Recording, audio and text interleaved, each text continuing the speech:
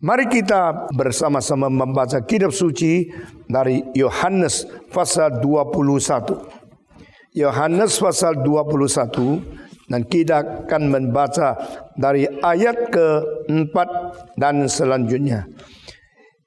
Kitab Yohanes pasal ke-21. Saya membaca dulu 1 sampai 3, lalu 4 dan seterusnya semua mengikut. Kemudian Yesus menampakkan diri lagi kepada murid-muridnya di pantai Danau Tiberias. Dan ia menampakkan diri sebagai berikut.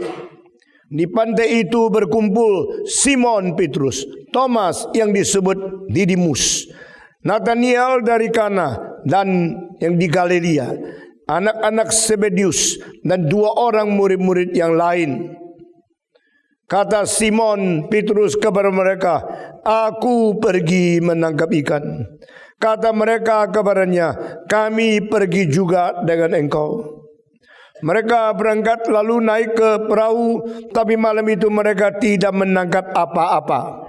Ketika hari mulai siang semua, Yesus berdiri di pantai, akan tetapi murid-muridnya tidak tahu bahwa ia adalah Yesus. Kata Yesus kepada mereka, "Hei anak-anak, adakah kamu mempunyai lauk pauk?" Jawab mereka, "Tidak ada." Maka kata Yesus kepada mereka, "Tebarkanlah jalamu di sebelah kanan perahu, maka akan kamu beroleh."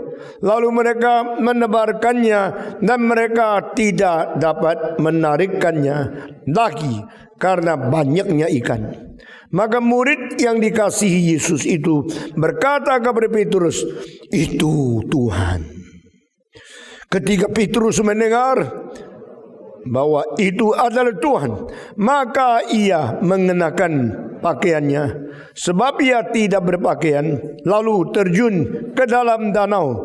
Murid-murid yang lain datang dengan perahu karena mereka tidak jauh daripada darat, hanya kira-kira 200 hasta saja, dan mereka menghela jala dan penuh ikan itu. Ketika mereka tiba di darat, mereka melihat api arang dan di atasnya ikan dan roti. Kata Yesus kepada mereka, "Bawalah beberapa ikan yang baru kamu tangkap itu." Simon Petrus naik ke perahu lalu menghela jala itu ke darat, penuh ikan-ikan besar, 153 ekor banyaknya. Dan sungguh pun sebanyak itu, jala itu tidak koyak. Kata Yesus kepada mereka, "Marilah dan sarapanlah." Tidak ada di antara murid-murid ini yang berani bertanya kepadanya, "Siapakah engkau?" Sebab mereka tahu bahwa ia adalah Tuhan. Yesus maju ke depan, mengambil roti dan memberikannya kepada mereka. Demikianlah juga ikan itu. Itulah ketiga kalinya Yesus menampakkan diri kepada murid-muridnya sesuai ia bangkit dari antara orang mati. Mari kita berdoa. Bapa, pimpinlah kami masuk ke dalam kebenaran, khususnya di dalam bagian yang kami baru baca ini, sehingga kami boleh menghayati, boleh mengerti, boleh menyelam segala anugerah Tuhan, kebenaran yang begitu indah yang sudah Tuhan cantumkan di dalam kitab suci untuk menjadi bahan di mana kami boleh belajar dan kami boleh mengalami anugerah Tuhan. Dengar doa kami, bukalah mata rohani kami dan celikan mata rohani kami untuk menyadari dan untuk menerima berkat yang besar yang Tuhan berikan kepada kami. Dalam nama Yesus Kristus, penebus dan juru selamat kami yang hidup. Amin. Saudara-saudara, sudah 2 kali Yesus menampakkan diri kepada muridnya. Kapan? 2 kalinya hari Minggu, 2 kalinya malam. 2 kalinya itu adalah menyatakan kepada mereka pada waktu pertama kali 10 orang berkumpul, kedua kali 11 orang berkumpul, dan ketiga kali hanya 7. Pertama kali 10 murid selain Yudas yang sudah meninggal dunia, dan yang satu yaitu Thomas yang tidak hadir di persekutuan itu. Yesus berkata, sejahteralah kamu, lihatlah aku menyertai engkau. Dan Thomas tidak berada. Dan pada waktu mereka berkata kepada dia, kami sudah melihat Yesus. Engkau sudah lihat Yesus? Saya belum. Yesus nyatakan kepadamu, aku tidak percaya. Saya lain. Setiap orang yang tidak percaya selalu merasa diri lebih tinggi dari orang lain. Karena kamu kurang rasio, kamu kurang logika, kamu tidak mengerti bagaimana harus mempertahankan ketidakberimanan kamu. Saya lain, kecuali dengan tanganku sendiri masukkan lubang paku, kecuali dengan tangan sendiri masukkan merusuk yang dirusakkan itu, aku tidak akan percaya. Saudara-saudara sekalian, Yesus Kristus memberi kelonggaran, memberi anugerah tambahan. Saudara-saudara, kadang-kadang engkau kurang beriman, engkau rohaninya begitu lemah dan begitu kurang. Tuhan bukan saja tidak menghakimi, Tuhan memberikan kesempatan tambahan.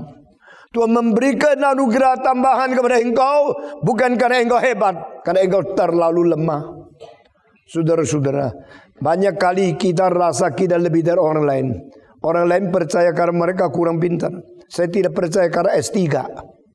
Orang lain percaya karena mereka sudah dibius.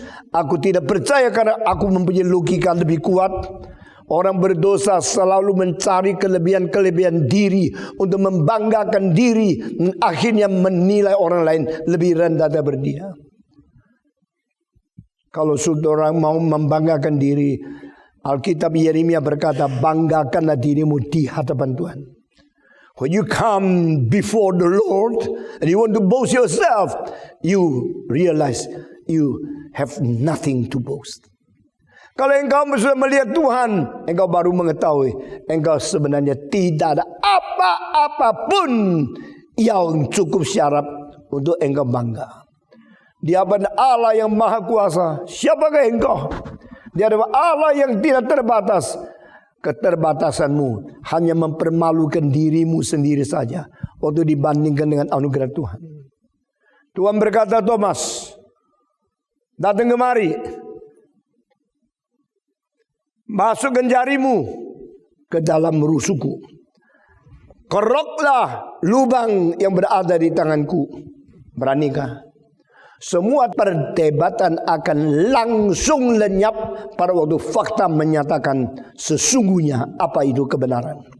Saudara-saudara, di dalam apologetika kita selalu pakai perdebatan dengan presupposisi kalau saya lebih pintar, fasih, lebih hebat, saya punya logika lebih kuat, kita bisa menjatuhkan orang lain sehingga mereka beriman. Itu omong kosong. Banyak orang pintar berdebat menjadikan orang yang lain itu melarikan diri daripadanya, tidak mau berdebat. Kalau engkau menang debat tapi kehilangan objek daripada cinta kasih dan penginjilan kepadanya, engkau tetap gagal adanya. You win the debate and you lost your friends.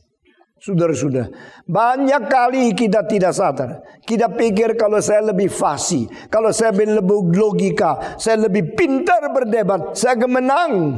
Tapi sebenarnya kesulitan orang lain bukan di dalam epistemologi. Kesulitan orang ada di dalam hatinya tidak rela menerima anugerah Tuhan. Mereka sengaja melawan, menantang. Dan kecuali Tuhan membuka hati mereka, no one can win them. Saudara-saudara, jangan kira sudah belajar teologi yang ketat, mengerti apologetika yang hebat, lalu engkau akan menjadi penginjil yang lebih berkuasa. Gereja yang paling tidak gampang bertumbuh adalah gereja reform. Karena reform itu sudah mempunyai ajaran dan mempunyai doktrin yang ketat, lalu mempunyai kesombongan tersendiri, lalu kita menghina orang yang kita akan menginjili. Orang yang perlu diinjili, perlu dicintai, bukan perlu didebati.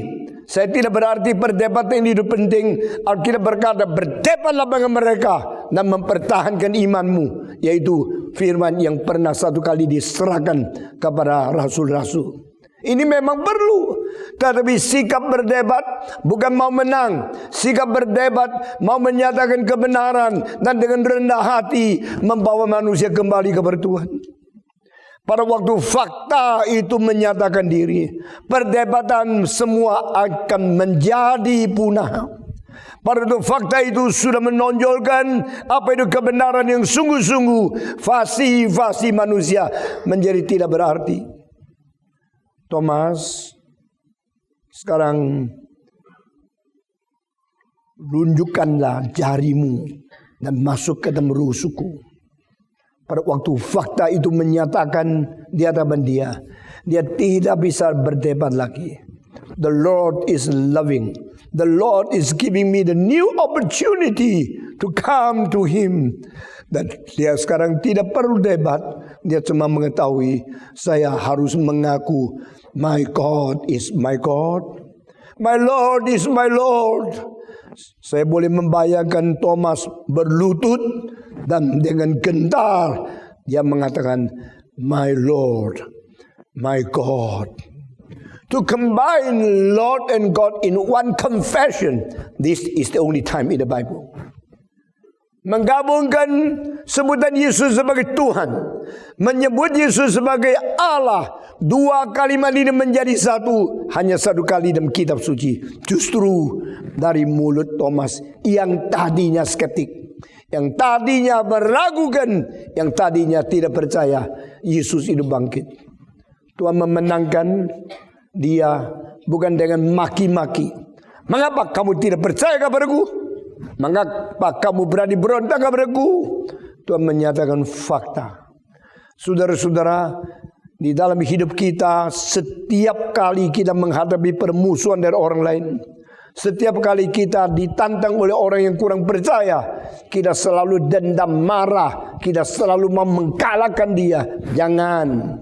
Nyatakan fakta dan membuat dia merasa bersalah, merasa malu, merasa segan. Dan dia akan mengatakan, kalau memang faktanya begini, aku mau bersujud kepada dia yang adalah Allahku dan Tuhanku. Sesudah dia mengaku Yesus sebagai Tuhan, sebagai Allah, Yesus berkata, hei Thomas, engkau sudah lihat baru percaya. Mereka yang belum lihat sudah percaya, lebih berbahagia dari engkau. Maksudnya apa? You are not the first class Christian, you are second class. Sekarang engkau orang Kristen, ratingnya adalah kelas 2. Karena engkau iman sesudah lihat. Iman sama lihat tidak perlu dibagikan. Karena iman itu sendiri adalah semacam penglihatan. Iman itu sendiri adalah semacam penglihatan daripada rohmu. Sehingga seeing spiritually, that is faith. Faith is a spiritual vision. Faith is spiritual seeing. Di rohmu engkau melihat sesuatu, penglihatan di dalam rohani itulah namanya iman. Paulus berkata, kami tidak berjalan di dalam bukti-bukti, kami berjalan di dalam iman. Kami bukan berjalan di dalam penglihatan, kami hidup dan berjalan di dalam iman. When you believe, you see. When you believe at the same time, you see the glory of God. Setelah melihat lalu beriman, ini adalah menjadikan dualisme iman dan lihat, dan menjadikan satu konsekuensi dan sesuatu kausalitas yang tidak perlu. If I can see, I believe. If I can prove it, I believe. If I can experience it, I believe. No. Yesus berkata, jikalau engkau beriman, engkau akan melihat. Jika engkau beriman, engkau akan membuktikan. Jika engkau beriman, engkau akan mengalami. Jika engkau beriman, engkau akan mengetahui. Dan iman mendahului, iman lebih dasar dan menjadi fondasi daripada penglihatan, bukti dan segala kemuliaan yang dilihat. Ini ada prinsip Alkitab. Saudara-saudara, sudah 2 kali Yesus menyatakan diri kepada mereka. Sekarang ketiga kali menyatakan diri. Kali ini cuma 7 orang. 5 yang ada nama, 2 yang tidak ada nama. Dan kali ini bukan di Yerusalem, tapi kali ini berada di Galilea. Berarti setelah 2 kali Yesus menyatakan diri kepada murid-muridnya, lalu dia mesti jalan kaki mungkin 2 hari 1 malam sampai di utara di Galilea. Dan murid-muridnya juga berada di Galilea. Kenapa murid-murid ada di Galilea? Karena mereka pikir lagi, apain terus di Yerusalem. Yesus sudah mati dan katanya sekarang bangkit. Yesus sudah bangkit dan 2 kali menyatakan diri, sesuai itu hilang. Nyatakan diri, hilang. 1 minggu nyatakan diri, hilang lagi. Yesus seperti sekarang ini, lain sama dulu. Dulu saben hari berserta, saben hari memimpin, saben hari menjamin persekutuan dengan Dia, dan kita makan bersama, penginjilan bersama, hidup bersama dengan Dia. Tapi sekarang Dia tidak lagi seperti itu. Dia sudah berubah. Pada waktu kita mengatakan Jesus never change, Yesus tidak pernah berubah. Alkitab mencatat seperti Kristus berubah. Berubahnya yang dulu saben hari berada di tengah-tengah engkau, sekarang mendadak hilang. Muncul 2 kali, hilang. Lalu Yesus seperti ini, bagaimana kita mengikut Dia lagi? Ikut Dia makan apa? Kalau mau menjadi hamba Tuhan, baik. Jadi hamba Tuhan honornya berapa? Kalau sudah menjadi hamba Tuhan, nyonya makan apa? Nah, ini hal-hal fakta ini membuat banyak orang tidak berani mengikut Tuhan, tidak berani menyerahkan diri. Saudara, you mesti belajar bagaimana mengatasi dirimu daripada lingkungan-lingkungan yang begitu faktual tapi begitu menakutkan. Karena kita harus mempunyai iman, pegang kepada janji Tuhan, melampaui kesulitan-kesulitan di dalam hidup. Pada waktu saya pindah ke Jakarta, saya mengetahui gereja di Indonesia sudah begitu gawat, begitu sulit dan begitu lemah. Perlu satu gerakan reform. Gerakan reform Injili akan dimulai dengan kapan? Kirim uang dari Amerika, jaminan 1 bulan berapa ribu dolar sehingga bisa mencukupi akan kebutuhan dari anak-anak. Tidak. Saya merasa saya harus pergi ke Jakarta dan saya bawa mobil yang sudah tua 12 tahun. Kadang-kadang perlu didorong di tengah-tengah jalan. Saya minta anak saya, istri saya semua ke Jakarta. Buku beribu-ribu pakai truk-truk untuk pindah dari Malang ke Jakarta. Dan semua ongkos kirim, ongkos jalan, ongkos hidup, tidak ada orang yang tanggung. Dan truk-truk sudah sampai di Jakarta, kita pinjam rumah orang lain. Dan mereka begitu sudi menerima kami. Dan keluarga kami berbulan-bulan tidak tahu mesti pakai mobil apa hantar ke sekolahan. Mesti tinggal di mana. Dan honor di mana tidak tahu. Saat itu mulai belajar bersandar kepada Tuhan. Uang yang pernah dikumpulkan sekarang harus dikeluarkan pakai untuk menghidupi setiap anak. Dan saya mengambil keputusan 2 tahun tidak menerima honor. 2 tahun akan hidup bersandar pada Tuhan untuk memulai gerakan reform Injili. Tidak ada yang tunjang, tidak ada missionary, tidak ada uang dari misi yang membayar segala kebutuhan. Saya bersyukur istri dan anak sangat taat dan sangat rela berkorban pada waktu itu. Maka kita mulai dalam hidup kekurangan, hidup kebutuhan, hidup tidak pernah kasih tahu kepada orang lain, hidup tidak minta keuangan dari siapa, hidup bersandar bertuhan hanya dengan berlutut di hadapan Tuhan. Saudara-saudara, kalau sekarang kita lihat kembali, semua itu sudah pernah terjadi. Dan terjadinya dengan sesuatu pimpinan Tuhan yang begitu jelas. Dan terjadi dengan satu kebutuhan yang sekarang banyak orang tidak mengerti. Terjadinya dengan sesuatu keadaan yang sangat berbeda dengan norma-norma biasa. Ada orang mengatakan, Pak Tong, kamu adalah manusia yang selalu melawan norma-norma umum. You live out of norm and you live against the normal norm.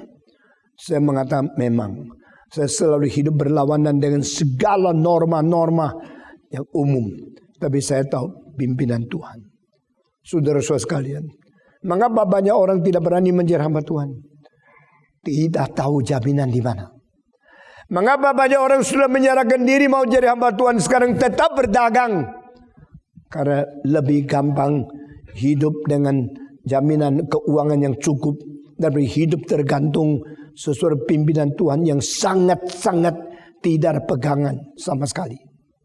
Saudara-saudara, Petrus mengatakan, aku pergi menangkap ikan. Mereka menjawab, kami juga pergi menangkap ikan. Berapa besar pengaruh seorang pemimpin? Kalau Petrus seorang pemimpin, dia mau tidak mau, apa yang dia katakan pasti diikuti orang lain. Itu sebab pemimpin jangan sembarangan ambil tindakan. Jangan sembarangan mengatakan satu kalimat. Karena kalimat engkau kalau baik akan mempengaruhi banyak orang menjadi baik.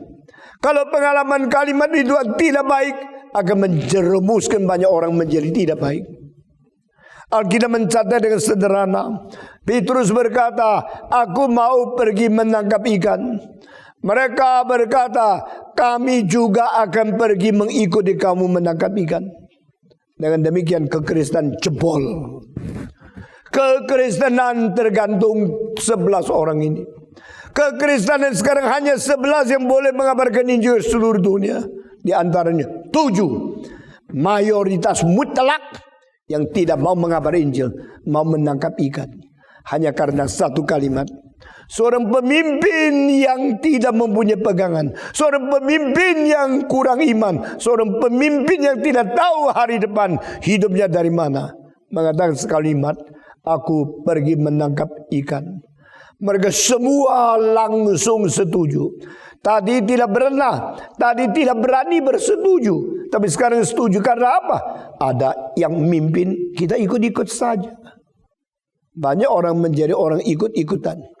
Saudara harus belajar di dalam kesulitan bagaimanapun mempunyai pendirian sendiri, tidak ikut-ikut.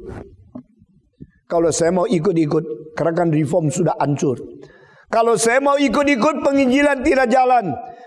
Saudara-saudara, terlalu banyak hal di Indonesia terjadi di dalam kalangan kekristenan yang menyedihkan, membuat kita rasa sangat-sangat sedih. Tetapi ini tidak boleh melanggar dan tidak boleh menghenti kegiatan kita melayani Tuhan dengan sifat yang tidak ikut-ikut. Pemimpin kalau berkata salah, pengikut yang lain akan terjerumus.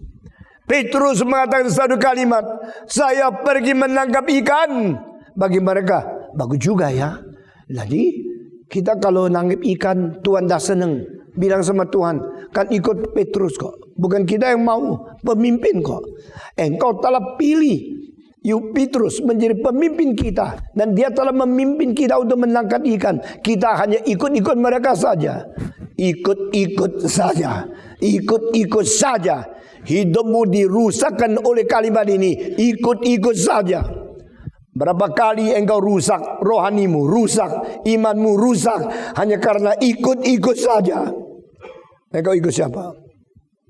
Ikut Petrus. Yesus mengatakan, come and follow me. Yesus tidak pernah mengatakan, come and follow your leader other than me. Yesus tidak pernah mengatakan, mengikutilah pimpinanmu di luar saya. Yesus mengatakan, ikutlah aku. Saudara-saudara ingat, seumur hidup hanya ikut satu, ikut Yesus Kristus. Kalau pemimpin-pemimpin kita menyeleweng, mari kita kembali setia kepada Tuhan. Kalau pemimpin-pemimpin mengusul sesuatu yang tidak sesuai dengan Alkitab, mari kita kembali mentaati kitab suci. Tidak ada jalan lain. Gereja ini bukan milik Stephen Tong. Gereja ini didirikan oleh Stephen Tong secara manusiawi. Tapi gereja ini diberikan kekuatan oleh Tuhan untuk ditegakkan menjadi gereja yang mempentingkan doktrin di dalam dunia. Yang pimpin Tuhan. Satu hari kalau saya sudah mati, engkau tetap mengikut Tuhan. Satu hari pemimpin itu sudah jatuh, Tuhan yang tidak jatuh tetap membimbing engkau menuju kepada hari yang mulia. Saudara-saudara, jangan ikut pimpinan manusia. Jangan ikut orang yang mungkin salah. Ikut kepada Tuhan. 7 orang, 6 mengikut satu. Dan yang satu ini goncang iman. Yang satu ini ada pemimpin yang goncang iman. Karena tidak tahu hari depan makan apa. Saya pergi menangkap ikan. Kami juga pergi menangkap ikan. Ini namanya saling menguatkan. Persekutuan mempunyai satu hasil, yaitu saling menguatkan. Cuma kalau yang pertama kurang kuat karena tidak taat, lalu yang lain bersekutu dengan dia untuk mengkuatkan dia untuk sama-sama tidak taat, itu persekutuan kecelakaan. Saudara-saudara, sering kita tidak berani bertindak karena kita takut kita salah, kita takut kita remeh, kita takut kita tersendiri, kita takut kita tidak layak. Lalu kita kumpul-kumpulkan, akhirnya orang kerdil ketemu orang kerdil, kerdil membantu kerdil untuk tidak kerdil. Akhirnya orang-orang kecil saling mengkuatkan, lalu mengambil keputusan yang salah. Ini bisa terjadi di luar, khususnya bisa terjadi di dalam gereja. You ada small group. Kenapa small group? Saling mengkuatkan, saling menasihati, saling bersekutu, saling mendorong orang lain. Tapi kalau small group menjadi tempat saling mendorong di dalam kesalahan dan kurang iman kepada Tuhan, bubarkan small group itu. Tidak ada gunanya. Terjadinya small group itu to strengthen one another. Saling mengkuatkan, saling mendorong, saling mengingat apa yang menyeleweng, saling mengingatkan, saling memberikan warning. Ini tidak bisa, itu tidak bisa. Mari kita kembali kepada Tuhan. Jikalau kita sebagai orang yang melayani Tuhan tidak membawa manusia kembali lebih dekat kepada Tuhan, cilakalah kita. Jikalau kita menjadi pengkhotbah, di dalam khotbahnya mendorong ketidakpercayaan, itu cilaka. Jikalau kita melayani Tuhan, setiap kalimat keluar dari mulut kita adalah mendorong, membakar, membawa manusia lebih dekat kepada Tuhan, kembali kepada rencana Tuhan, berbahagialah engkau. Saudara-saudara, Petrus sudah menjadi pemimpin yang membuat orang melawan Tuhan. Dia pergi nangkap ikan. Dan kita melihat tidak ada hari depan kalau 11 orang yang Tuhan berikan tugas memaparkan Injil ke seluruh dunia, sekarang 7 yang belok, 7 yang tidak taat kepada Tuhan. Lalu yang 4 entah di mana. Mereka mungkin ada yang di Yerusalem, ada orang di tengah jalan belum sampai. Tapi 7 ini sudah mulai menangkap ikan. Yesus harus mencegah. Yesus harus cepat datang untuk melarang ini terjadi. Caranya bagaimana? Pertama, bikin mereka tidak sukses. Mereka ada ahli di Tiberias. Mereka adalah ahli menguasai kapal, mengetahui angin, memahami akan arus, dan mengetahui di mana ada ikan. Maka mereka sepanjang malam menangkap ikan. Alkitab mengatakan tidak menangkap apa-apapun. 7 ahli tidak bisa dapat seekor ikan. Ikan-ikan lari mengatakan, silakan jadi ahli, gua tidak mau ditangkap kamu. Semua ikan pergi, tidak ada satu. Tangkap di sini tidak dapat, tangkap di sini tidak dapat. 1 kali tidak dapat, 2 kali tidak dapat. Sepanjang malam tidak ada seekor ikan. Karena apa? Tuhan bilang sama ikan, jangan masuk. Tuhan bilang sama ikan, lari. Ikan tidak mendengarkan kamu hanya karena engkau berpengalaman. Ikan tidak taat kamu hanya kamu mempunyai S1, S2, S3. Ikan tidak mentaati kepada kamu karena di atas kamu masih ada Tuhan yang menguasai alam semesta. The one who control the whole world is one who control your life too. The one who holds tomorrow is one who hold your hand too. Saya senang dengan satu lagu. Aku percaya kepada Dia yang memegang hari depan, sekarang memegang tanganku. Sekarang aku tidak takut akan dibawa kemana. Yang membawa tanganku adalah membawa aku ke hari depan. Nah, hari depan berada di tangan Dia. Sekarang aku juga berada di tangan Dia. Klop. Saudara-saudara pemuda-pemudi, ingatlah engkau masih hari panjang. Saya sudah umur 74, engkau 47 pun belum. Jadi engkau berpuluh-puluh tahun mengikut Tuhan. Ikutlah Dia dengan baik-baik. Ikutlah Dia dengan taat kepada Dia. Karena Dia akan memimpin engkau kepada hari depan yang mulia. Kalau engkau sekarang mengenal kemuliaannya. Dia akan memimpin engkau kepada hari depan yang penuh dengan segala kelimpahan. Kalau engkau sekarang mengaku Dia adalah Tuhan yang limpah. Tuhan akan memakai engkau membawa engkau dengan kedaulatannya, asal engkau sekarang mengakui kedaulatan dan taat kepada Dia. Tuhan tidak akan pimpin kita salah. Kalau saya melihat kembali 56 tahun setengah, bagaimana Tuhan memimpin pelayanan saya. Engkau tanya, engkau nyesal tidak? Saya bilang tidak. Engkau tanya, kalau engkau sekali lagi menjadi anak muda umur 17, apa akan menjadi perjalanan hari depanmu? Saya akan mengatakan tetap sama. Menyerahkan diri, menjadi hamba Tuhan sampai tua seperti ini. I just want to repeat, if I am given another opportunity to make decision, if I'm given another opportunity to be a young man again, I will say yes, Lord. I will repeat the same thing. Dedikasi kepadamu, khotbah firman-Mu, hidup melayani Engkau, seumur hidup mengikut Engkau, sebagaimana saya sudah pernah lakukan. Saudara-saudara, 4 orang tidak ikut di mana saya tidak tahu. Tapi 7 orang dia harus cepat dicegah, harus cepat ditolong, supaya mereka tidak menyeleweng terus. Yesus Kristus berkata, engkau ada makan tidak? Tidak ada. Kenapa? Karena sepanjang malam tidak menangkap satu ikan. Saya mau tanya, pengalaman Petrus kenapa menjadi nihil? Kenapa Andreas, Yakobus?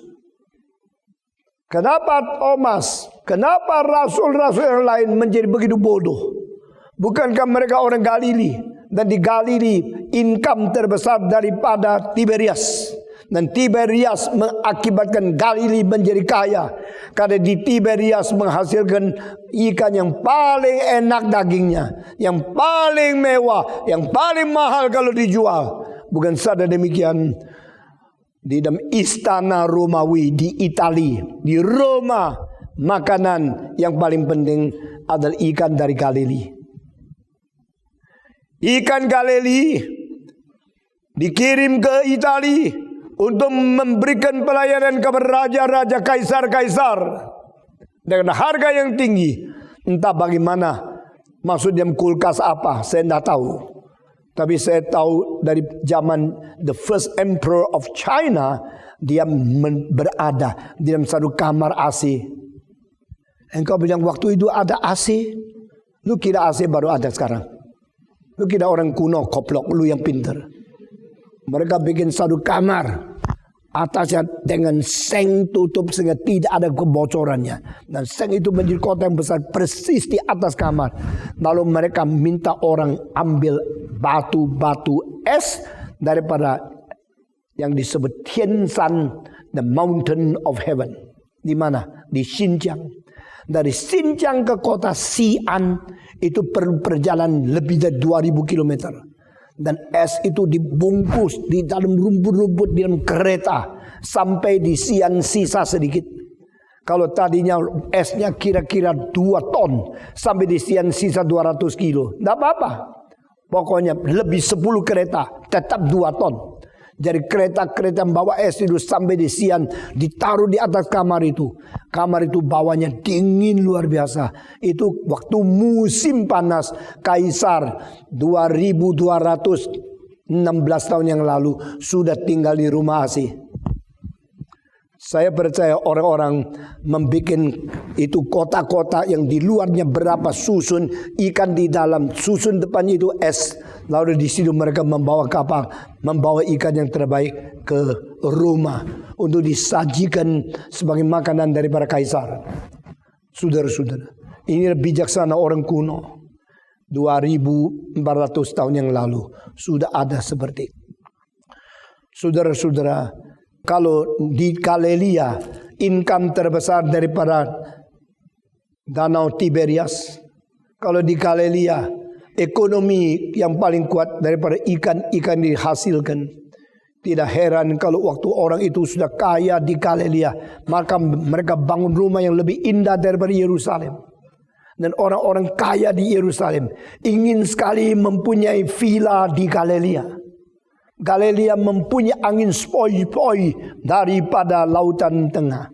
Dan di situ mempunyai anggur yang begitu subur, mempunyai pegunungan yang begitu baik tanahnya, lebih daripada daerah Yerusalem yang penuh dikelilingi oleh padang belantara. Semua orang penting dari Yerusalem suka membeli satu villa, bukan di tempat lain, tapi di Galilea. Sebagai orang Jakarta, villanya ada di puncak. Orang Surabaya villanya ada di Tretes, orang Singapura villanya ada di Loteng. Jadi bikin apartemen yang lebih tinggi, lalu lihat pandangan yang bagus, itu villanya. Karena tidak ada tanah, tidak ada gunung, paling banyak di Sentosa, saudara-saudara. Tetapi orang kaya, politikus, jenderal, dan orang milioner yang di Yerusalem, mereka selalu beli satu villa yang berada di Galilea. Tetapi Galilea kalau tidak dapat ikan, hancur ekonominya. Kalau Tiberias tidak bisa ada ikan, tidak ada pertumbuhan ekonomi. Nah, ini yang terjadi.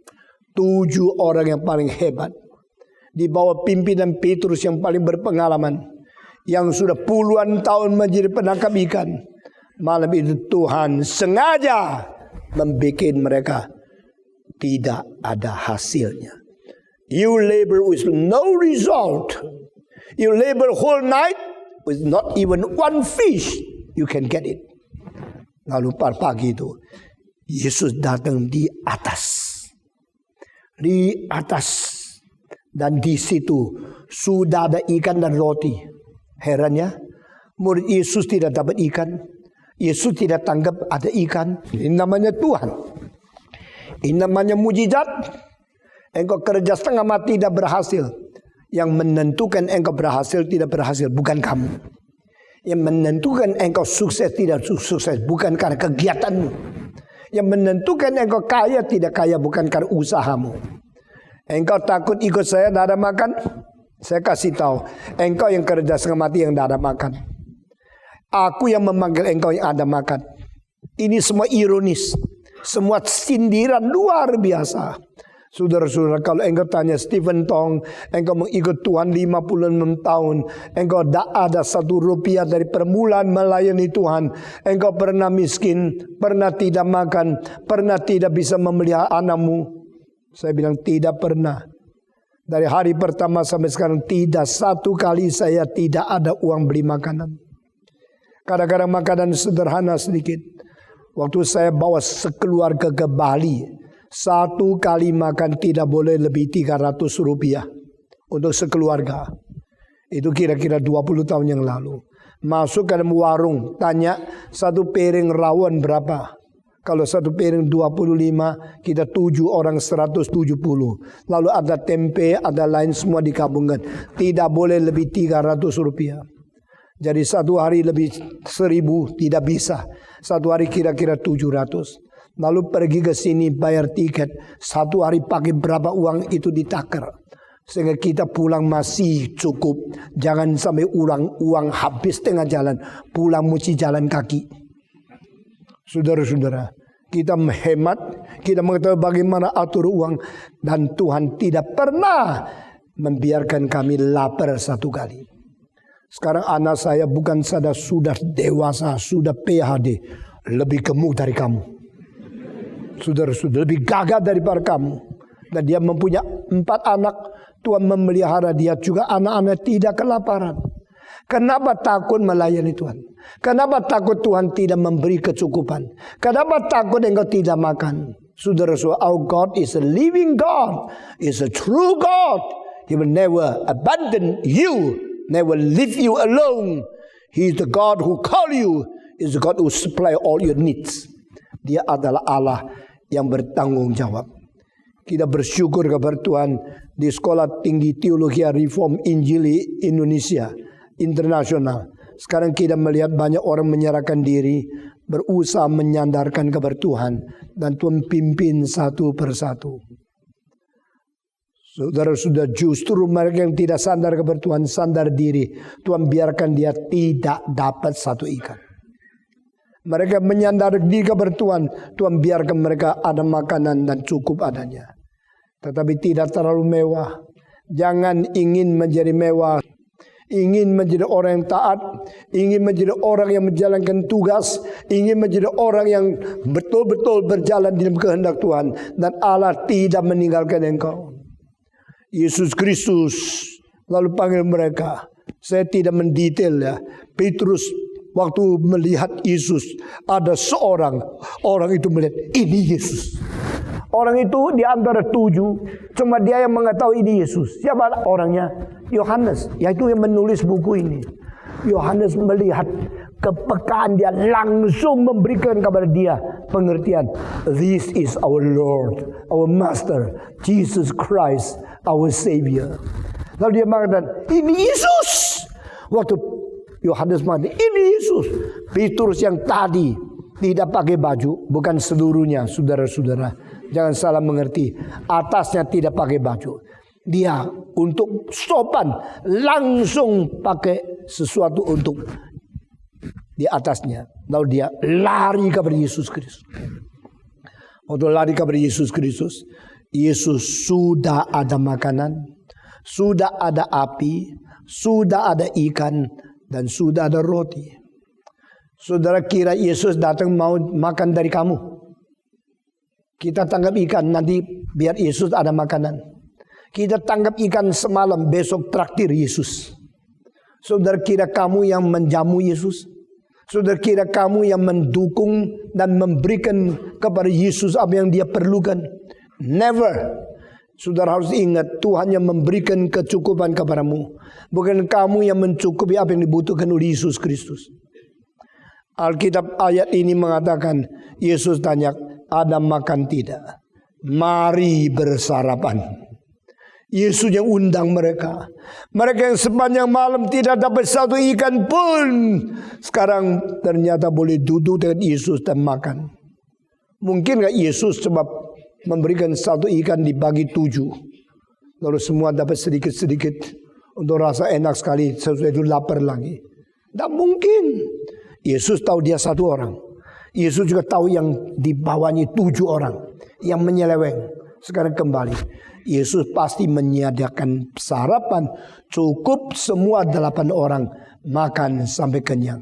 Karena He is the Lord who is abundant and who is the powerful enough to supply all the needs of His students. Kita bersyukur kepada Tuhan. Tuhan senantiasa mempunyai kekayaan dan mempersiapkan kebutuhan kita, asal kita taat Dia dengan baik. Saudara-saudara sekalian, Yesus Kristus memberikan makanan kepada mereka. Mereka sekarang sadar, we were wrong. Kami yang salah. Kami yang kurang iman. Yesus mengatakan, engkau tidak dapat ikan, coba taruh jarimu ke sebelah kanan. Waktu itu saya heran. Mereka kau mau dengar? Yesus bilang satu malam tidak dapat ikan. Sekarang coba masukkan jaring kepada sebelah kanan. Kalau saya mengatakan, lu ya. Gua sudah kanan, kiri, selatan, utara. Sepanjang malam sudah. Apakah sekarang engkau datang, engkau mengajar kami sebelah kanan? Kamu kira tadi saya tidak taruh di sebelah kanan? Jangan debat. When the commandment comes out from the mouth of Jesus Christ your Lord, do not debate. Taat sekarang. Taat sekarang. Engkau jangan debat. Orang Kristen selalu maunya debat, maunya menang, maunya pakai logika, maunya menyatakan pendirianmu yang berlainan dengan Tuhan. Alkitab mengatakan mereka lalu menaruh bukannya. Begitu taruh, langsung rasa beratnya. Saudara-saudara, mereka tahan. Dan pada waktu dia menarik, wah tidak kuat. Maka Petrus bilang, datang Andreas, tolong. Kalau dia tidak tarik, dia ditarik sama ikan. Kalau ikan tidak naik, dia turun. Maka dia minta semua orang datang untuk membantu dia menarik ikan itu. Sesudah tarik itu, Alkitab mengatakan berat sekali, tapi jaringannya tidak pecah. Ini mujizat. Saudara-saudara, kalau Tuhan memberikan kecukupan kepada engkau, kecukupan akan menjadi sesuatu kesulitan karena terlalu berat akan pecah, akan jaringan itu rusak. Tapi Tuhan bilang, no, I'm the Lord who protect you. Pada waktu orang Israel berjalan kaki 40 tahun di dalam padang belantara, akhirnya mereka masuk ke dalam Kanaan. Alkitab mencatat tidak ada satu pakaian yang pecah, tidak ada satu sepatu yang berlubang. Mereka bisa masuk dengan semuanya dipimpin Tuhan, dengan kecukupan dan pemeliharaan Tuhan. Demikian Tuhan mau engkau ikut Dia. Kalau engkau ikut Dia, Tuhan berkata, taruh jaringanmu ke sebelah kanan. Setelah di sebelah kanan begitu berat, engkau tarik, jaringanmu itu tidak akan pecah. Karena Tuhan memelihara. Apa yang Tuhan perintahkan, Tuhan bertanggung jawab. Apa yang Tuhan berikan kepada engkau, commandment, Tuhan akan menyatakan penyertaannya. Mereka tarik, sudah tarik susah payah. Baru mereka mengetahui. Bodoh sekali kemarin. Kemarin kami bersandar kepada pengalaman diri. Sudah berpuluh-puluh tahun menjadi nelayan tapi tidak mendapat apa-apa. Hari ini karena taat kepada Tuhan hanya satu kalimat saja. Lalu di sebelah kanan kami jalankan langsung saja. Lalu dihitung. 153 ekor. Saya tidak ada interest untuk apa artinya 135 ya. Tidak. Pokoknya 153. Ya. Kalau dibagi 7 berapa? Hah? Berapa? Hah? Berapa? Hampir 22 kurang sedikit. Saudara, satu orang boleh dapat 22 ikan. Kekenyangan sampai berenang. Sampai tidak bisa tahan. Satu orang boleh makan 22. Kalau satu orang makan 2 ikan sudah cukup. Berarti masih jual 20. Ekonomi kuat. Hari depan terjamin. Karena ikut Tuhan. Bukan karena mau Tuhan yang dengar dia. Dia dengar Tuhan. Saudara-saudara, saya berkata kepada saudara, kalau engkau melatih imanmu, lalu menerima panggilan Tuhan, jangan engkau melawan. Tuhan pasti memberikan kekuatan, memberikan kecukupan kepadamu. Keluarga saya menjadi bukti. Saya bukan orang kaya, saya tidak untung uang. Bagaimana anak saya bisa semua lulus di Amerika? Saya kirim uang itu sedikit sekali kepada mereka. Karena gaji saya tidak besar. Saya tidak pernah bicara tentang keuangan untuk diri sendiri. Sampai hari ini 56,5 saya tidak pernah bicara mesti kasih saya gaji berapa. Bicara tentang uang saya harus dapat berapa. Saya cuma serahkan kepada Tuhan. Dan Tuhan mencukupi semua. 4 anak yang dapat bachelor, yang mendapat master, yang mendapat PhD. Semua karena anugerah Tuhan. Tuhan sanggup mencukupi semua kebutuhan kita. Amin. Jangan engkau mencobai Tuhan, meragukan Tuhan. Taatlah kepada Dia. Mereka sekarang sadar, the Lord is the Lord. Our God is our God.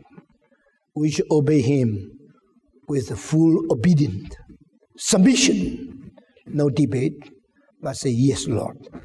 I am your student. I follow you.